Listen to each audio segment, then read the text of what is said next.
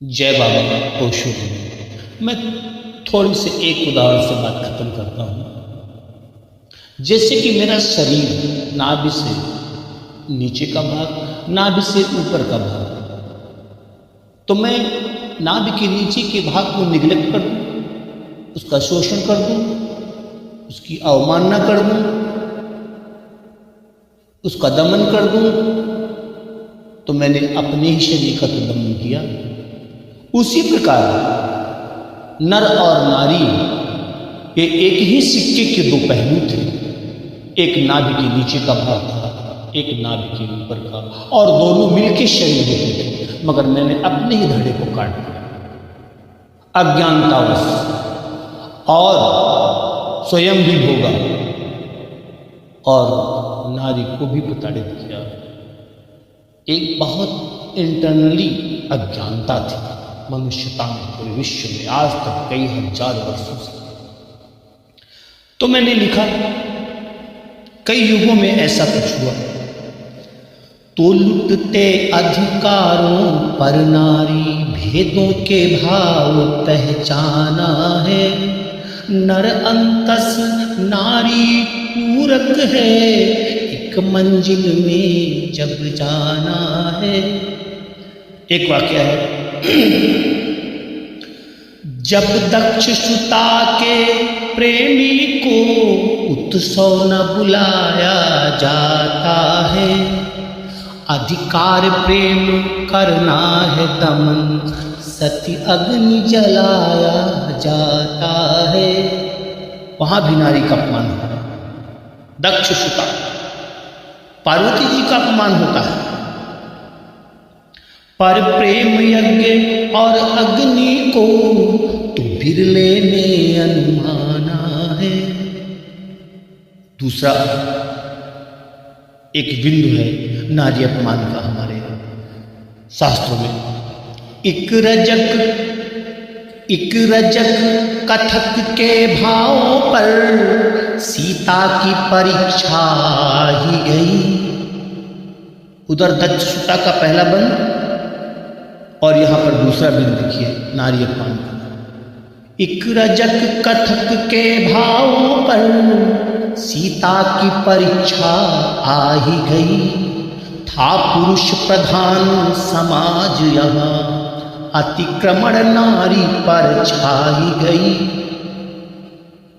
लेकिन अब युग बदला है और बदलना नहीं चाहिए, सब दोनों समान होना चाहिए। तो अग्नि की परीक्षा राम भी दे, यह तथ्य हमें अब लाना है। लुटते अधिकारों पर नारी, भेदों के भाव पहचाना है।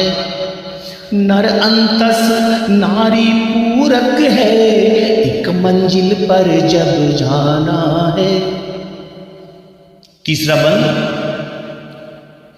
महाभारत में, पांसे में नारी को फेंक दिया, थे 5 पति वो पंचाली। अंधे हो गए पुरुष कपटी, नारी पे चलाए जो चाली। तो अबला को अब सबला बनकर, अबला को अब सबला बनकर पुरुषों का तथ्य मिटाना है। अब पुरुषों का तथ्य का मतलब ये नहीं होता कि पुरुष के ऊपर नारी का शीर्षासन होता है, नहीं। एक्विवेलेंट, समान हो, न कोई बड़ा है न कोई छोटा है। चौथा बंद, दानव दहेज बलि वेदी पर महिलाओं का सम्मान चढ़े। अग्नि में जलाते देवी को, कन्या धन मांग महान बढ़े। तो ये मूर्ख प्रमादी क्या जाने, अपने पर यगन लगाना है। पचौवन, पति के संग जलती चिता अग्नि, सती प्रथा थी, वहां भी अपमान हुआ। पति के संग जलती चिता अग्नि पति देह त्याग कर जाता था। थी सती प्रथा महिलाओं पर भाता न पुरुष जल जाता था। तो जलना ही सिखाया अब तक है, जलने के राज को जाना है। छठवां बंद महिला अवमानना।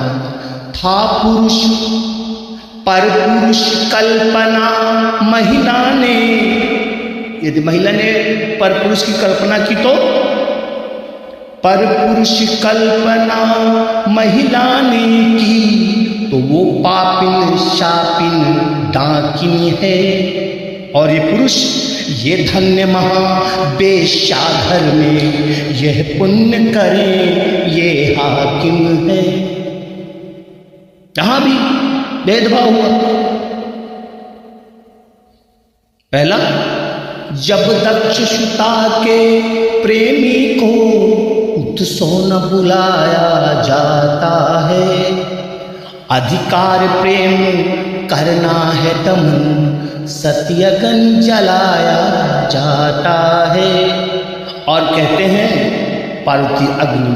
पार्वती जी चिता में जल रहे थे। एक नारी की भावना का ख्याल न रखा गया, दक्ष ने नहीं रखा। बेटी हो या स्त्री, बहन हो या पत्नी, स्त्री के ऊपर सदैव शोषण हो, उसकी अवमानना सदैव है। तो एक रजक कथक के भाव पर सीता की परीक्षा आ ही गई। था पुरुष प्रधान समाज यहाँ अतिक्रमण नारी पर छा ही गई। तो अब अग्नि की परीक्षा राम भी दे, यह तथ्य हमें अब लाना है। पासे में नारी को फेंक दिया, थे 5 पति वो पंचाली। अंधे हो गए पुरुष कपटी, नारी पे चलाए जो चाली। अबला को अब सबला बनकर पुरुषों का तथ्य मिटाना है। दानों दहेज बलिवेदी पर महिलाओं का सम्मान चढ़े। अग्नि में जलाते देवी को कन्या धन मांग महान बढ़े।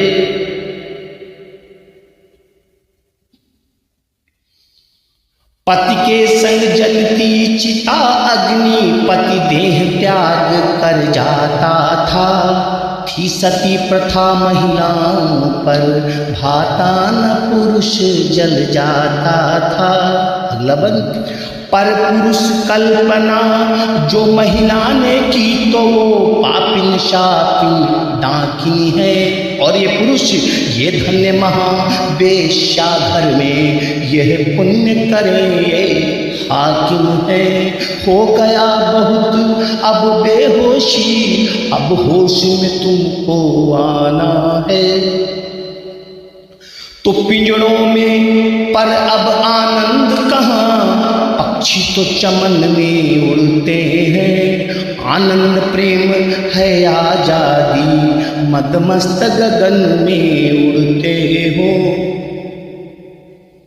दो भिन्न मगर, पुरुष स्त्री भिन्न है, दो भिन्न मगर वो शिवम रूप जो परमानंद की काया है। सूरज से सुधाकर जैसे है, ईश्वर के अंश की माया है। और इसी के साथ अंतिम लाइन, एक आसमान पर है समान बुद्धों का गान अब गाना है। लुटते अधिकारों पर नारी भेदों के भाव पहचाना है। नहीं, सभी समान हैं, एक दूसरे का आदर करना चाहिए। जय बाबा ओशो, जय बाबा ओशो।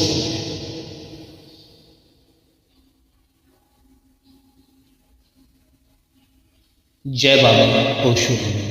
मैं थोड़ी से एक उदाहरण से बात खत्म करता हूँ।